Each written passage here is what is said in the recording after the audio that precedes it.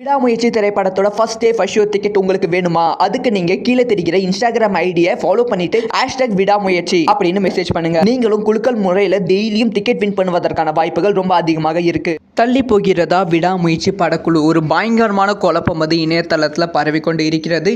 இன்னைக்கு trailer release ஆகும் அப்படிங்கிற சந்தோஷத்தில் ரசிகர்கள் ஒரு பக்கம் இருந்தாலும் இன்னொரு பக்கம் இந்த ஒரு நியூஸ் செமையாக ஸ்ப்ரெட் ஆகி கொண்டு இருக்கு. இதை பற்றி ரொம்ப டீட்டெயிலாக தான் பேச போயும் ரொம்ப முக்கியமான வீடியோவாக தான் இருக்க போகிறது. அதாவது விடாமுயற்சி திரைப்படம் அஃபிஷியலாக பொங்கலுக்கு ரிலீஸ் ஆகிறது அப்படிங்கிற அப்டேட் ஆல்ரெடி கொடுத்துருந்தாங்க. இதனால் ரசிகர்கள் செமையகராக வெயிட் பண்ணிட்டு இருந்தாங்க. இன்னும் 10 நாட்களில் விடாமுயற்சி திரைப்படத்தை பார்க்க போகிறோம். இது தலை பொங்கலாக இருக்க போகுதுன்னு. ஆனால் இப்போ திடீர்னு படத்தோட ரிலீஸ் தேதி தள்ளி போகிறது அப்படிங்கிற செய்தி பரவிக்கொண்டே இருக்கு. இதுக்கான காரணம் சென்சார் பிரச்சனை அப்படின்னு சொல்லப்படுகிறது. இந்த திரைப்படத்தை சென்சாருக்காக ஒரு 3-4 நாட்களுக்கு முன்பே அனுப்பப்பட்டிருக்கு. ஆனால் இன்னுமே படத்துக்கு சென்சார் முடியல அப்படின்னு சொல்லப்படுகிறது. சென்சார் முடிந்திருந்தால் அப்போவே சர்டிஃபிகேட்டோட அஃபிஷியலான ரிப்போர்ட் யூவா இல்லை யூஎஃப்லிமா அப்படிங்கிற ரிப்போர்ட் கொடுத்துருப்பாங்க.